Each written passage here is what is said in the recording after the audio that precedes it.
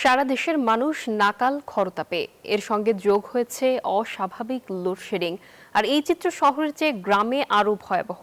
চলছে না সেচ পাম্প, কলকারখানা। বিদ্যুৎহীনতায় সমস্যায় পড়েছেন শিশু ও শিক্ষার্থীরা।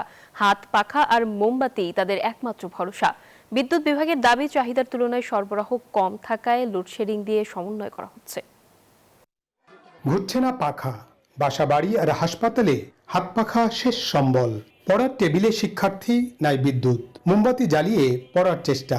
এমন দৃশ্য শহরের চেয়ে গ্রামেই বেশি। স্থানীয়দের অভিযোগ, দিন রাত মিলে 7 থেকে 12 ঘন্টা বিদ্যুৎ থাকছে না। বাসাবাড়িতে পড়তে পারে না, বাসাবাড়িতে মায়েরা 3টা পর্যন্ত হাত পাখা নাড়ে আর ওরা পড়ে। এটা কি পড়া? কারণ যায় এসে নামাজ পড়তে পারি না, একটু সন্ধ্যা হইলে কিছু হতে পারি না।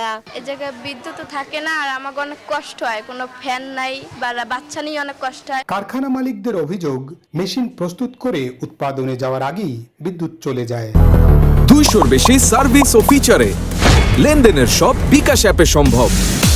আমি এটি প্যাকেজিং এ কাজ করি। এই জায়গায় অনর্গল করে কারেন্ট থাকেই না।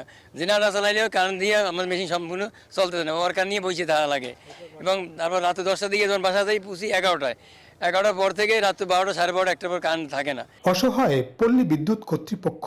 চাহিদার তুলনায় গড়ে 38 থেকে 40 ভাগ বিদ্যুৎ কম পাওয়া যায় দাবি তাদের।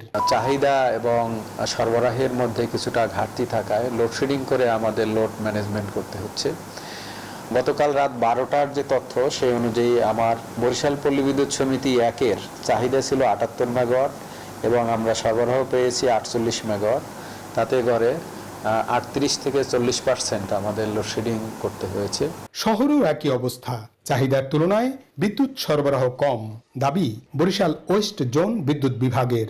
চাহিদার তুলনায় আমরা কম পাচ্ছি আর কি। আমরা যতটুকু কম পাচ্ছি সেই পরিমাণ লোড আমরা লোড ম্যানেজমেন্টের মাধ্যমে, সঠিক ব্যবস্থাপনার মাধ্যমে আমরা এখানে বিদ্যুৎ সরবরাহটাকে সমুন্নত রাখছি। বরিশাল পল্লী বিদ্যুৎ সমিতি 1-এ গ্রাহক সংখ্যা 7.5 লাখ।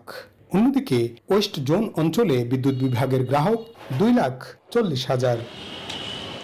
সাইফুর রহমান মিরন, নিউজ 24, বরিশাল।